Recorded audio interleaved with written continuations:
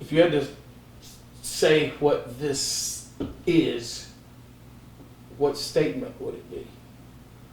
Basically, take our situation, expose the wrongdoings, and then fight it and be triumphant. And then we want to apply that to whatever other situations that we can. And in honor of Maddie and Rocky, it's the Mad Rocky Club. And there's going to be a website created and everything. There's going to be a branding, a website, whatever you can imagine. You know, we're going into this, you know, with every weapon that we can. So this actually exposing the truth will help future people that have been or may be in a similar situation. That's the idea and that's the goal. You know, once you have exposure, then you can have a legitimate fight. Right now, it's not legitimate. It's a sham.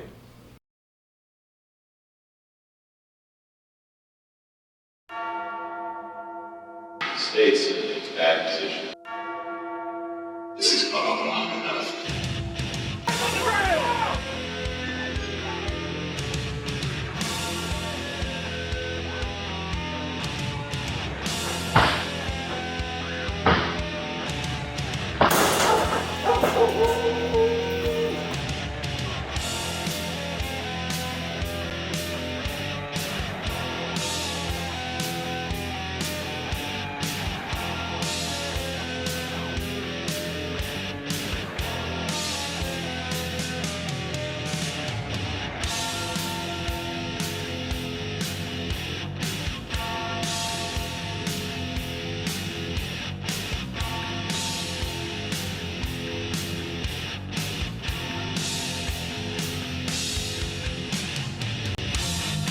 Are you getting mad about it yet?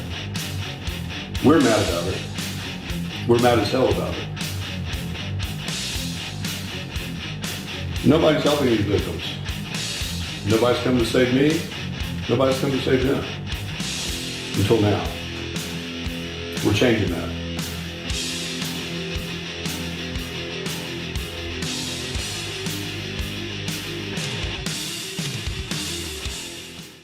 A young lady and her 2 dogs were asleep in her bedroom when awoken by the Knox County Sheriff's Office kicking in the door of her residence without a warrant. She was partially clothed when they handcuffed her and shot her dogs while she begged them not to. 2 of the officers were not certified by the state of Tennessee to perform police work.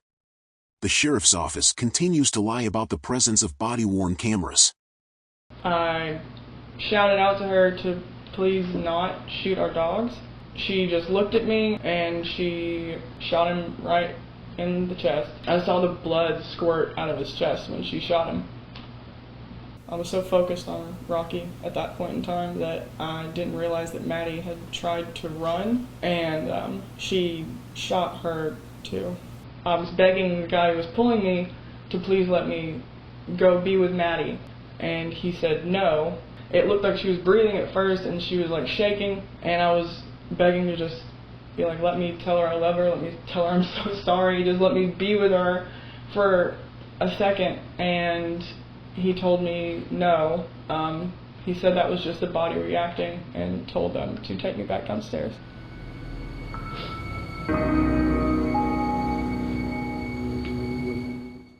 That same day, the Knox County Sheriff's Office performed a very aggressive raid on a metal recycling business warehouse.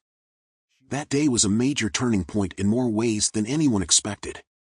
There were 2 camera systems in the business warehouse. The primary DVR system was disabled, but there were backup cameras that were not very noticeable. They recorded throughout the day and captured some very incriminating footage of the Knox County Sheriff's Office doing some very bad things. Several hours into the raid, one of the cameras was discovered, but it was already too late for the KCSO.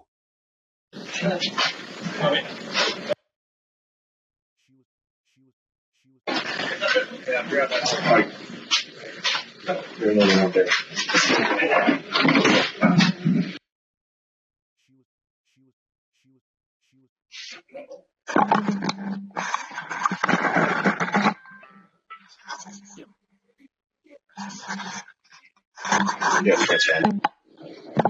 The camera had already recorded an event earlier that day that shows how the Knox County Sheriff's Office executes a search warrant and conducts an investigation. This was a major break that would lead to a long list of crimes identified for the Sheriff's Office and result in an ongoing cover-up 3 years later. A pattern of law enforcement crime is now documented that shows falsifications, pretense, illegal seizure, and plea bargain coercion. That's the nice way to say what we have hard evidence and surprise witnesses for. I could have gone all the way. Okay. Let me get it. You guys are all decked out and stuff. Let me. Yeah, that one.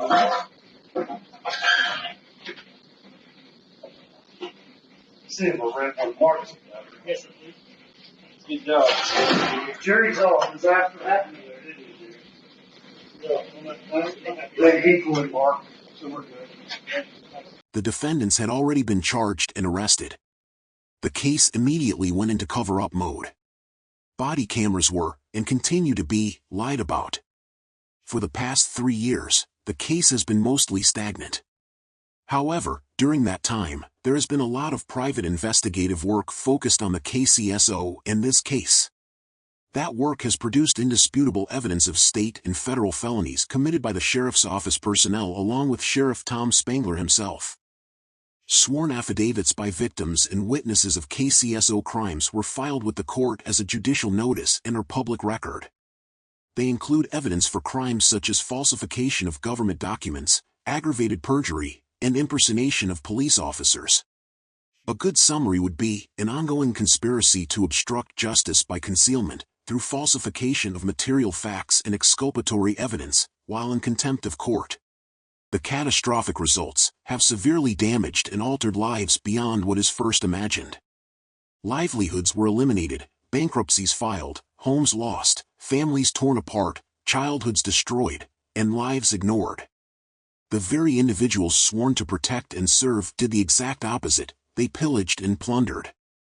Whether it be from complete disbelief, political allegiance, or outright fear, most have chosen to look the other way and abandon these victims of a failed legal system. This is our fight for the families and each other. Success is the only option, failure is not.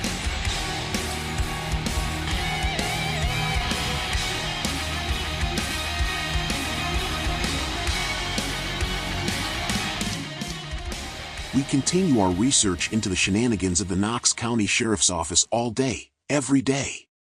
Our team is growing rapidly and the list of professionals that have joined the effort is impressive. It includes journalists, private and government investigators, current and former KCSO officers, and even a Hollywood surprise. As we expected, more cases are coming forward that you will hear about soon. Even Smokey, the cat next door, has joined the club.